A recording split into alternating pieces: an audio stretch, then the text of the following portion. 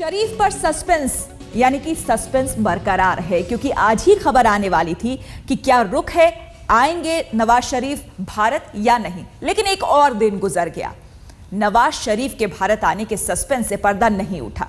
नवाज शरीफ आएंगे या नहीं आएंगे ये अब तक साफ नहीं हो सका, क्योंकि इस वक्त पाकिस्तान के अंदर मोदी के न्योते को लेकर अलग अलग सोच सामने आ गई है। एक तरफ नवाज शरीफ की पार्टी और पाकिस्तान के विपक्ष ने शरीफ को हरी झंडी दी है भारत जाने की, तो वहीं पाक विदेश मंत्रालय भी इसके पक्ष में है। लेकिन सूत्रों की माने तो सेना इसके लिए तैयार नहीं है, और यही है गले की हड्डी। अब सवाल उठता है कि आखिर शरीफ ऐसे में क्या फैसला लेंगे? कहीं वो बहाना तो नहीं बना लेंगे? दबाव दोनों तरफ से है। राजनीति कहती है नवाज शरीफ आए, तो सेना कह रही है कि ना जाए। ऐसे में पूरी दुनिया की निगाहें नवाज शरीफ पर टिक गई हैं। आखिर क्या होगा नवाज शरीफ का फैसला?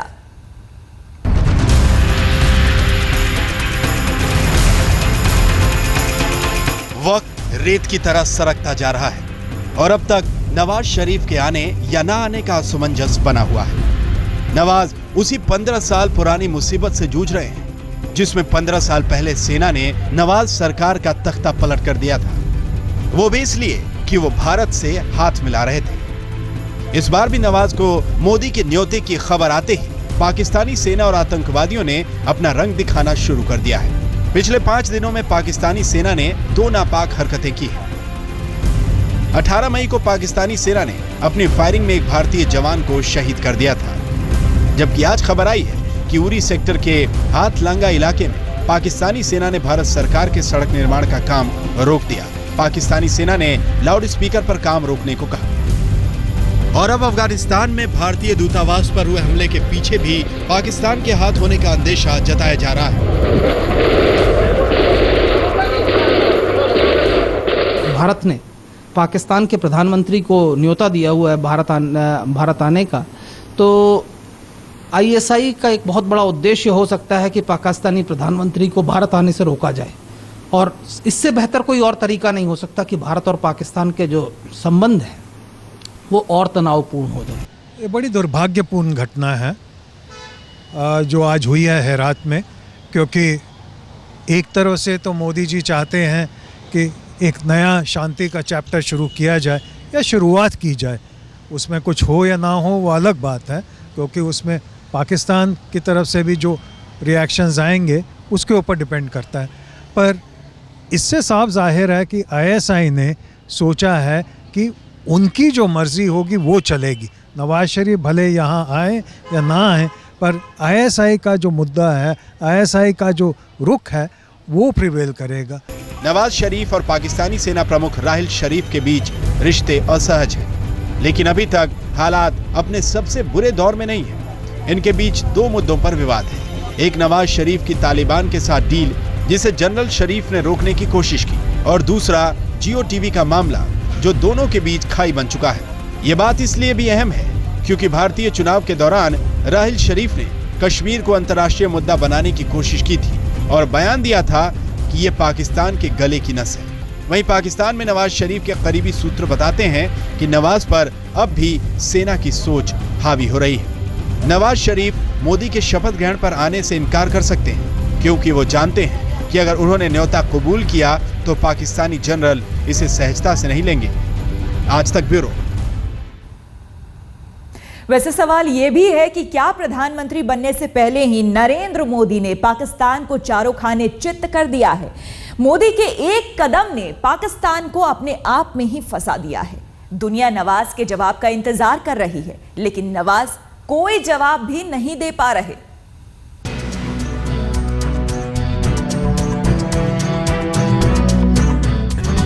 नतीजों से पहले ही मोदी ने विदेश नीति को लेकर अपनी सोच साफ कर दी थी और शपथ से पहले ही उन्होंने पाकिस्तान पर ऐसा दाना फेंका कि पाकिस्तान को ना अब उगलते बन रहा है और ना ही निगलते। अगर शरीफ मोदी का न्योता ठुकराते हैं तो मोदी सीना ठोक कर दुनिया को कह सकते हैं कि पाकिस्तान ने दोस्ती की पहल से मुंह मोड़ लिया। और अगर नवाज भारत आते हैं तो ये मोदी की कूटनीतिक सफलता मानी जाएगी।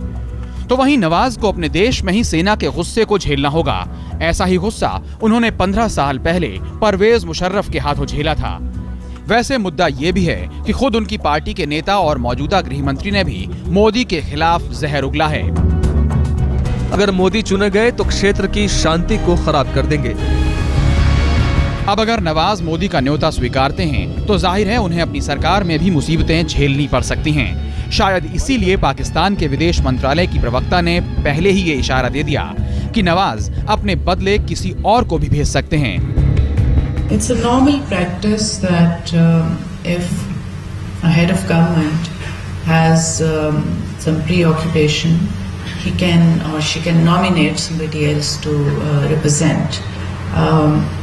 So that's a normal thing. It doesn't violate protocol in any way.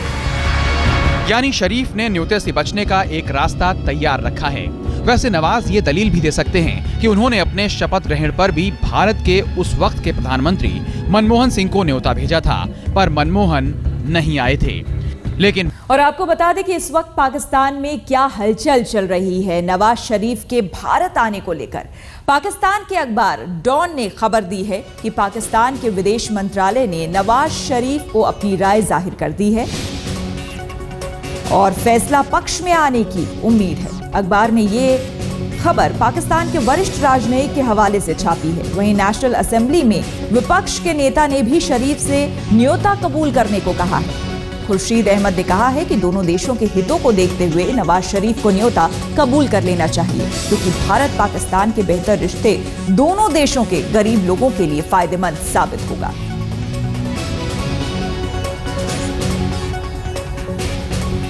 तो अलग अलग तरह की प्रतिक्रियाएं आ रही है अलग अलग राजनीतिक दलों से। वैसे नवाज शरीफ का भारत के साथ रिश्ता भी बेहद उतार चढ़ाव वाला रहा है।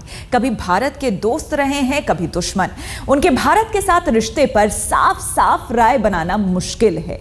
कभी नवाज शरीफ के फैसलों से लगता है कि वो अमन चाहते हैं, कभी लगता है कि वो भारत के साथ रिश्ते सुधारना ही नहीं चाहते। ऐसे में इंतजार कल का है कि कल क्या फैसला लेते हैं नवाज शरीफ, क्योंकि अब तक जो खबरें आ रही है उसके मुताबिक नवाज शरीफ चाहते हैं कि वो भारत आए, लेकिन सेना क्या चाहती है ये पाकिस्तान में काफी मायने रखता है।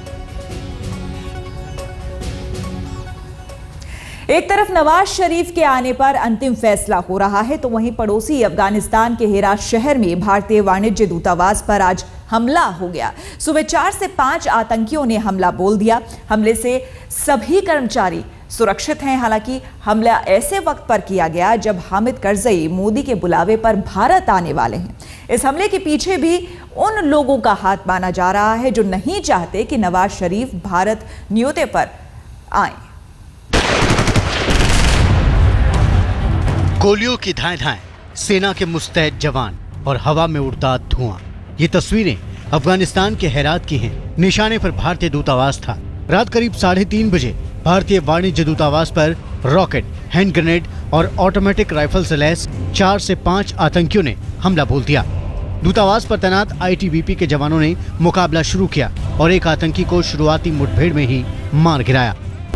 कुछ ही देर में आईटीबीपी की मदद के लिए अफगान सेना भी पहुंच गई। दोनों तरफ से घंटों तक गोलीबारी होती रही। भारतीय दूतावास के बाहर गोलियों का शोर था और भीतर भारतीय कर्मचारियों की धड़कनें बढ़ रही थी।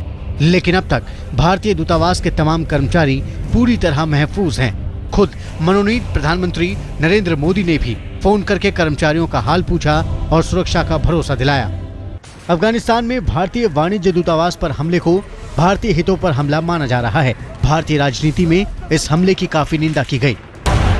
गौरतलब है कि हामिद करजई मोदी के न्योते पर भारत आने वाले हैं। उससे पहले हेरात के वाणिज्य दूतावास पर हमला किया गया है।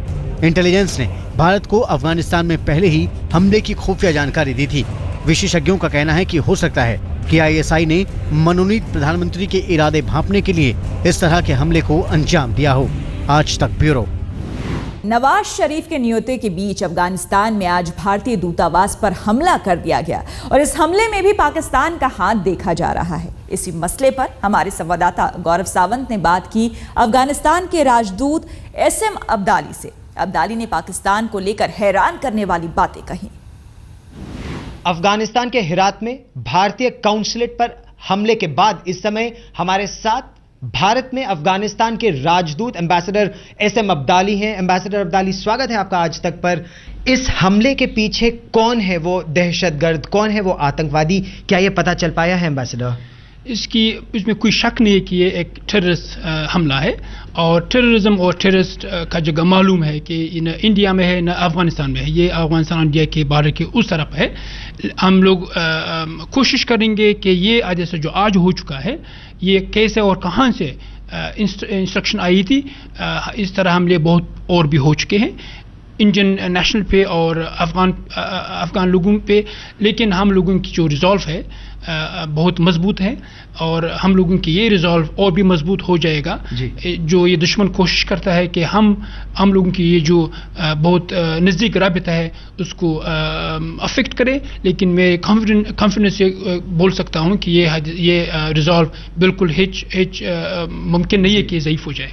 क्या कर सकते हैं भारत और अफगानिस्तान मिलकर इस आतंक से जूझने के लिए? हम लोगों की उम्मीद ये है कि अफगानिस्तान और इंडिया की जो गवर्नमेंट्स हैं, अभी नए हुकूमतें भी आ रहे हैं, इसके लिए एक अच्छी स्ट्रेटजी बनाए। हम लोगों की इन्हें दो स्ट्रेटजी बनाना चाहिए। हम लोग अमन चाहते हैं, हम लोग सुलह चाहते हैं, हम लोग रिकन्सिलिएशन चाहते हैं।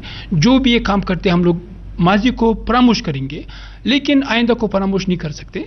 हम लोगों को ये स्ट्रेटजी बनाना चाहिए कि उसको बोलें कि अगर दोस्ती चाहते आए दोस्ती हम लोग करें, अगर दोस्ती नहीं चाहते तो हम लोगों की रिजॉल्व भी इतना मजबूत हो जाए जब जो सही लड़े हम लोग। तो इन तमाम खबरों के बीच देखना होगा कि कल पाकिस्तान से क्या संदेशा आता है भारत के लिए।